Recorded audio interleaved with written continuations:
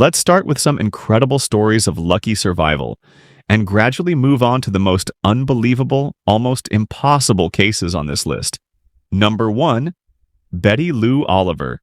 On July 28, 1945, a B-25 Mitchell bomber piloted by Major William Smith was headed toward an airfield in New Jersey. But the weather that day was terrible. Thick fog reduced visibility to nearly zero. Suddenly, out of nowhere, a massive dark shape emerged right in front of the pilot. It was the Empire State Building. There was no time to change course. The plane crashed directly into the 79th floor, causing a massive explosion that engulfed the entire office area in flames.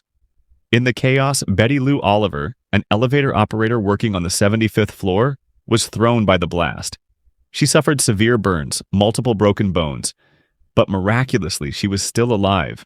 Rescuers immediately placed her in an elevator to take her down to safety. But no one could have imagined. The real nightmare was just beginning. The explosion had severed the elevator cables. As soon as Betty Lou was inside, the elevator suddenly lost control and plummeted from the 75th floor at terrifying speed. There was nothing to grab onto, no one to save her. Betty Lou could only close her eyes and brace for the inevitable. 75 floors, 74, 60, 40, 20, 10, and then the entire building shook. Everyone assumed there was no way anyone could survive such a fall. But then the impossible happened. From the wreckage, a trembling hand reached out. Betty Lou was still alive. Her back and pelvis were shattered, her injuries severe. But against all odds, she was conscious. How did she survive? The air pressure inside the elevator shaft, which was relatively sealed, slowed the fall just enough, and the coiled cables that had snapped and fallen to the bottom cushioned the impact like giant springs. After months of recovery, Betty Lou was able to walk again and went on to live for several more decades. A living testament to an extraordinary stroke of luck. Sometimes fate and science combine in the most unexpected ways to save a life. Number 2. Phineas Gage.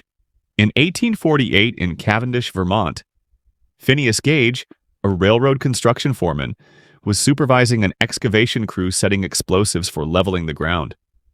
But what he didn't know was that this day would change his life forever. Phineas was an experienced worker, but even the smallest mistake could be fatal. A single spark ignited the explosive. And then a 6-kilogram, 13-pound, 1-meter-long, 3-foot iron rod was launched at an unbelievable speed straight into Phineas's skull. The rod entered through his left cheekbone, pierced his left frontal lobe, and shot out through the top of his skull, taking a chunk of his brain with it. Phineas collapsed backward, blood pouring onto the ground. Everyone around him was in absolute shock. Just thinking about it is terrifying. But the most unbelievable part? Phineas was still alive. Not only that, he stood up, walked to a cart, and told the workers to take him to a doctor. When the doctor saw him, he couldn't believe his eyes. Phineas had a gaping hole in his skull, yet he was talking clearly and seemed completely aware of his surroundings. For any other person, this would have been an instant death sentence. But Phineas? He just kept going. After weeks of treatment, not only did he survive, but he regained his ability to walk and speak normally. But there was one thing that changed forever. After the accident, Phineas was no longer himself. He went from being a polite, kind, and responsible man to someone impulsive, short-tempered, and emotionally unstable. Doctors realized that the injury had destroyed the part of his brain responsible for decision-making and behavior control, turning Phineas into a completely different person. Though he miraculously survived, his life was never the same. He lost his job, became estranged from his family, and in 1860, 12 years after the accident, he passed away at age 36. But his story didn't end there. Today, Phineas Gage's skull and the iron rod that impaled him are displayed at Harvard University, making him one of the most famous medical cases in history. His incredible survival not only shocked the world, but also helped scientists understand how the human brain functions. We often think of the brain as something fragile, incapable of recovery from serious damage. But Phineas Gage proved that even when severely injured, the brain can adapt and continue functioning. Number 3. Nicholas Alcomade. In 1944, during World War II, Nicholas Alcomade, a 21-year-old tail gunner in the Royal Air Force, embarked on a mission that would change his life forever, and faced an impossible choice. That night, Nicholas's Lancaster bomber was returning to base when it was ambushed by German fighter planes. The aircraft was riddled with bullets, flames erupted, and thick black smoke filled the cockpit. The crew members bailed out with their parachutes, but Nicholas was still trapped at his station. He knew he had to jump immediately, but as he reached for his parachute, he discovered something horrifying. It had been completely burned away. Now he had two options: stay in the aircraft and burn alive, or jump 30,000 feet, 5,500 meters, and accept a quicker death. As flames spread through the cabin, Nicholas took a deep breath and jumped. And so, he plummeted into the pitch-black night. He fell at over 125 miles per hour, 200 kilometers per hour, the distant lights on the ground growing closer by the second. He knew death was inevitable, but then the impossible happened. Instead of hitting the ground at full force, Nicholas crashed into a dense pine forest, which slowed his fall. He then landed in a thick layer of snow, further cushioning the impact. When he regained consciousness, he couldn't believe what he saw. He was still alive. No broken bones, no internal injuries, just some bruises and scratches. This was impossible, but his relief didn't last long. Soon after, he was captured by German soldiers. At first, they thought he was a spy and refused to believe his story. But when they inspected the crash site, they found no parachute. He had truly fallen from 18,000 feet and survived. Instead of being treated as just another prisoner of war, Nicholas was respected as a man who had defied death itself. After the war, Nicholas returned to England, lived an ordinary life, and continued telling the unbelievable story of his miraculous fall. Number 4. Frida Sofia. September 19th, 2017. Mexico City. A normal school day. Students writing, teachers lecturing. Among them was 12-year-old Frida Sofia, sitting in her classroom, completely unaware that disaster was about to strike. Suddenly, the ground shook violently. Glass shattered, students screamed, desks tumbled over. A 7.1 magnitude earthquake was tearing through the entire city. Before Frida could react, the school collapsed on top of her. When she regained consciousness, she couldn't move. Tons of concrete pinned her down. The air was thick with dust. Silence. She called out for help, but no one answered. It was just her, alone in the darkness. But Frida refused to give up.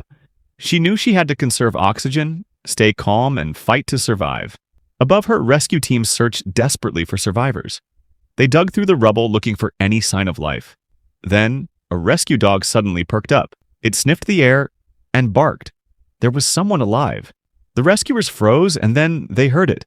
A faint knocking sound coming from beneath the debris. Someone was down there, but there was a problem. One wrong move could cause the rubble to collapse even further, crushing whoever was trapped inside. For 4 days, they dug tirelessly, and then they reached her. Frida was still breathing. After 96 hours trapped in darkness, Frida Sofia saw the light once again. The entire nation of Mexico erupted with joy. The earthquake had taken over 300 lives, but Frida had become a symbol of hope. She suffered only minor injuries, but the most astonishing part? She never panicked. She never screamed. For 4 days, she waited, believing that help would come. Frida Sofia's story isn't just about a miraculous rescue. It's about the human will to survive. It shows us that even when everything seems lost, there's always a chance for hope. Number 5. Roy Sullivan. This is Roy Sullivan, the man who got struck by lightning 7 times and lived to tell the tale. Sounds like a joke? It's real. He was hit by lightning so many times that his friends avoided him whenever the sky got cloudy. From 1942 to 1977, Roy survived a total of 7 lightning strikes. An unbelievable number, so much so that Guinness World Records officially recognized him. Roy Sullivan was a park ranger at Shenandoah National Park, USA, and his job made him a walking lightning rod. The first time, in 1942, Roy was taking shelter inside a fire watch tower during a storm. But the tower became the perfect lightning target. A bolt of lightning struck the tower, setting it on fire. Roy ran down the stairs, but before he could escape, zap! Lightning burned his toenail off. But Roy survived. He thought it was just bad luck. But this was only the beginning. The second time, in 1969, he was driving his truck when a lightning bolt tore through the windshield, burning off his eyebrows and setting his hair on fire. Somehow, he still managed to hit the brakes in time, but lightning wasn't done with him yet. The third time, in 1970, he was just gardening. And lightning struck his shoulder, but against all odds, he survived again. Then came the fourth strike, then the fifth, then the sixth. Each time, lightning directly struck Roy, burning his hair, his clothes, and even knocking off his toenails. Think this was the limit? Nope. Lightning still had unfinished business with Roy. The final strike came in 1977 while he was fishing. For the seventh time, a bolt of lightning slammed into his head. Amazingly, he stood up and walked home. After the seventh strike, Roy felt like fate was playing a cruel joke on him. His wife even said that he carried a water bottle at all times to put out the fire whenever he got hit. Roy truly believed that lightning was trying to kill him. But for some reason, it just couldn't. After 35 years of being hunted by lightning, Roy Sullivan passed away in 1983. But not because of lightning, but from a bullet. He took his own life at the age of 71. So, what do you think? Was Roy Sullivan the luckiest man alive? Or the unluckiest? Comment below. Number 6. Ewa Wisniewska. In 2007, Ewa Wisniewska, a German professional paraglider, was training for the World Championships in Manila, Australia. The sky was perfect, no sign of danger. She took off, soaring freely, climbing 16,400 feet, 5,000 meters, as high as some of the tallest mountains in the world. But then, her worst nightmare began. A massive thunderstorm appeared out of nowhere, creating updrafts of over 50 miles per hour, 80 kilometers per hour, so powerful that nothing could resist it. She tried to control her paraglider, but the storm was too strong. The wind dragged her higher and higher. She struggled to escape, but it was too late. The storm sucked her into its core, lightning flashing all around her. Within minutes, she was at 32,635 feet, 9,946 meters, higher than commercial airplanes. At this altitude, the air is too thin to breathe. The temperature drops to negative 58 degrees Fahrenheit, negative 50 degrees Celsius, and all around her was just darkness and lightning. Freezing, oxygen running out, lightning flashing. And then she blacked out. At this altitude, a normal person would die within minutes. It seemed like this was the end. But then, a miracle happened. For 40 minutes, she remained unconscious. The extreme cold slowed down her metabolism, preventing her brain from suffering oxygen deprivation, similar to cases where people survive after being frozen. Then, she began to fall, and miraculously, her paraglider was still intact. In that life-or-death moment, Ewa regained control. She pulled the brakes, slowing down, breaking through the storm clouds, and finally saw trees below. From the edge of death, she returned to life. After falling from nearly 10 kilometers, 6 miles up, Ewa landed safely with only minor injuries and burns from lightning. She remains the only person in history to have survived being sucked into a massive thunderstorm. After the incident, Ewa continued competing in paragliding, but she never forgot her near-death experience. So after hearing her story, would you still try paragliding? Number 7. Yang Kyung-jong. It all began in 1938, when 18-year-old Yang Kyung-jong, a young man from Korea, was forcibly conscripted into the Imperial Japanese Army. At the time, Japan occupied Manchuria, and thousands of Koreans were forced into military service. In 1939, Yang was sent to the front lines at the Battle of Khalkhin Gol, where Japan clashed fiercely with the Soviet Union along the Mongolian border. But then, disaster struck. Japan suffered a devastating defeat, and Yang, along with thousands of other prisoners, was captured by the Soviet Red Army and sent to the freezing wastelands of Siberia. In Siberia, he and the other prisoners were treated like slaves. Freezing cold, starvation, disease, everything was against them. Then, one day, Yang and many other prisoners were given a terrifying choice: die of starvation or fight for the Red Army. In 1942, Yang was forced to fight for the Soviet Union and was immediately thrown into the bloodiest battles of World War II. At the Battle of Kharkov in 1943, he was captured again, this time by the Nazis. However, the Germans didn't consider Asian prisoners a major threat. Instead, they recruited him into the German army to fight against the Soviets. He was shipped to France and stationed in Normandy, just as the Allies were preparing for the largest amphibious invasion in history. And then, his fateful day arrived. On June 6, 1944, the sky lit up with flares and explosions, and the Allied forces stormed the beaches.